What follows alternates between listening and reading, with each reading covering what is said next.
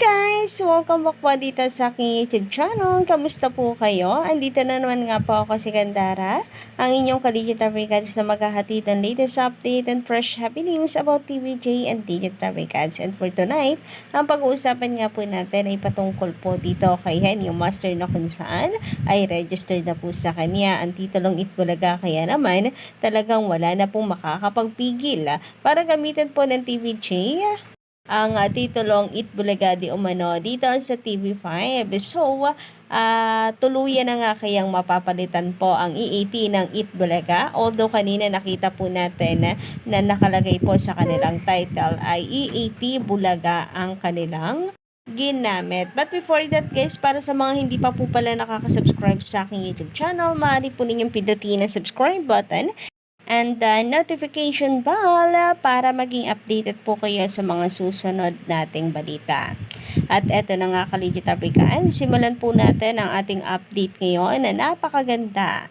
Grabe, ang bait po ni Lord na napakaaga pong papasko sa ating lahat dahil ayun nga po mismo sa post ng 1PH. Ayan, mula po talaga ito sa TV5 na nakaregistered na ang trademark na Itbulaga sa pangalan po ni Henyo Master Joey De Leon. Ito po ang good news. Matapos pong ikansela at ibasura na naman ng IPO po ang Tape Inc. sa kanila pong apila. Diba nitong kahapon and ngayong araw sobra pong pinag-uusapan or ipinagmamalaki rather ng kampo po ng kabila. Pati po si Paulo Contis ay talagang pinagdiinan na sila ang Itbulaga, yun daw ang title nila at patuloy po nila itong gagamitin.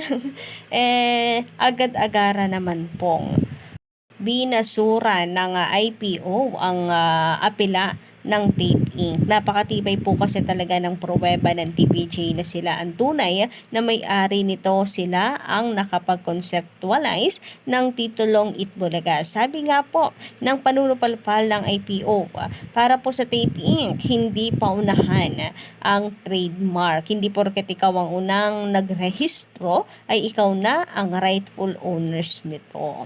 Yun ang maganda guys, no, sa batas ng trademark na ito. At least nahabol po ng TVJ sa IPO ang kanilang trademark na EB. Meaning nito, ultimo po ang initial ng Itbulaga na EB, hindi na rin po nila magagamit. So, papaano kaya itong kanilang pinarehistrong segment na EB Happy, which is ang title ay Itbulaga Happy? Mukhang mababasura ka OG. Hindi naman nila po pwedeng palitan na Everybody Happy dahil na kay Echo po. Or na kay Echo pong pangalan nakarehistro yon. So, wala nang choice talaga ang Itbulaga Tape, kundi palitan na lamang po dahil nakaregistered na nga daw kay Henyo Master ang titulong Itbulaga. Ano nga po ulit ang sabi ni Paulo Contis? Mahaba pa daw po ang laban. O ayan, binilisan ng IPO para po sa kanila. Huwag kang mag-alala kasi, Paulo Contis.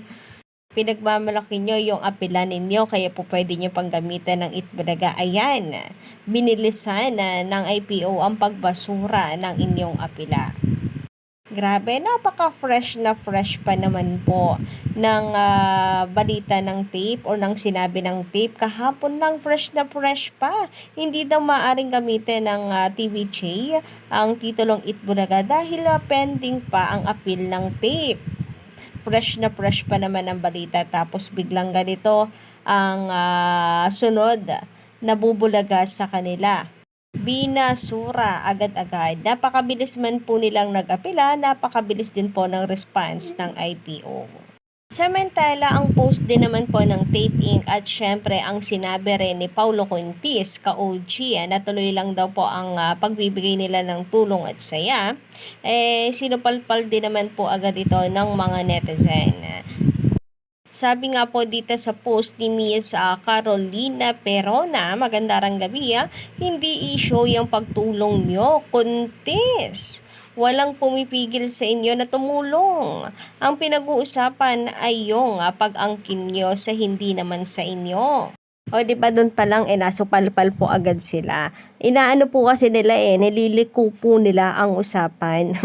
Wala naman pong issue sa pagtulong nila. Di tumulong sila hangga't kaya nila, di ba? Ang usapin po dito ay ang paggamit nila ng titulong Itbulaga. Anyway, sabi pa nga po dito sa panunupalpal ni Miss Carolina ay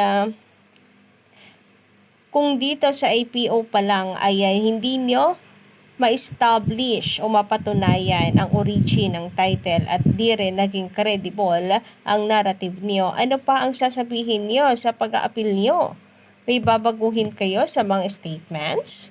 May hinahanap na bagong witness na magpapatunay na kayo ang nakaisip ng title? Dako, at eto na nga, siguro ay wala rin ulit silang nasabi, kaya nabasura po agad ng IPO ang kanilang apila. Anyway, sabi pa po dito ay may hinahanap na bagong witness na magpapatunay na kayo nakaisip ng title. Ano na? Patitigasan niyo ang kasinungalingan at pagmamayabang niyo. Yung sinasabi niyong pagtulong, pwede niyo yang ituloy. Walang makakapigil sa tunay na pagtulong, o baka kailangan niyo lang talaga yung title na inaangkin niyo kasi yan ang pinagkakakitaan niyo at dahil dyan sumisikat kayo. At kung iibahin ang name ng show niyo, walang name recall at tuluyan na kayong mawawala sa alaala ng mga tao. So, may punto po yung kanyang sinabi dito, no, na walang pumipigil sa kanilang pagtulong. Lalong higit po dun sa pag-highlight niya na sa genuine na pagtulong or totoong bukal sa pusong pagtulong. Wala pong makakapigil, lalo na kung bukal sa puso mo ang pagtulong, pwera na lang. Kung Itbulaga lang title ang habol ninyo, hindi ang pagtulong talaga. Cover up lang ang pagtulong para makakuha po ng simpatya at ang Itbulaga ay magkaroon po na sila ng kakampi na sila ang may karapatan sa paggamit ng titulong Itbulaga. Very well said, Ma'am Carolina. Ayon po kasi dito sa statement ng taping, kaya ano man daw po ang mangyari, ang nasimulan na daw po nilang tulong at saya ay tuloy-tuloy lang. Kayo ang dahilan at ito ang pinakamahalaga para sa amin. Tulong at saya sa tulong ng tahanang pinakamasaya. Tuloy ang Pasko na pinakamasaya, Itbulaga. Ganon din, diba, ang sinabi po ni Paulo Contis. Ang yabang pa man din po ng pagmumukha ng anya dito, ang yabang pa ng kanyang pagkakasabi. Tingnan nyo naman yung expression ng mukha niya.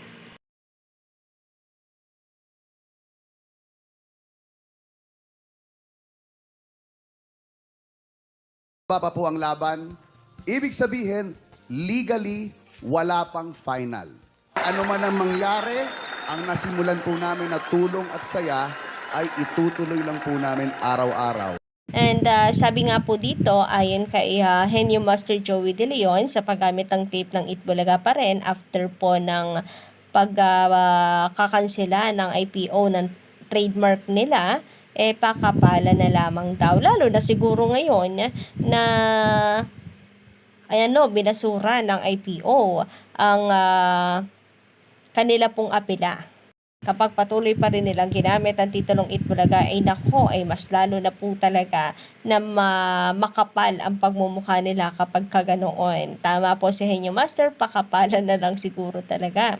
And parang ginagamit na lamang din ng tape ink no, na bulletproof nila itong si Paulo Contis. Kasi after nga po ng sinasabi ni Paulo Contis, ayun, siya po ang mas tinitirada ng mga tao. Kagaya po nito, Paulo Contis na naman, pakapalan talaga, lalo na Paulo Contis na irresponsableng ama. Kapal na mukha ni Paulo Contis, nanginginig pa sa galit. Anong sinabi na sila ang Itbulaga? Sobrang kapal ng mukha mo, unggoy, at tigilan niyo na ang paggamit ng fake bulagta. Shame on you all, igalang niyo ang batas. With ano po yan, ha?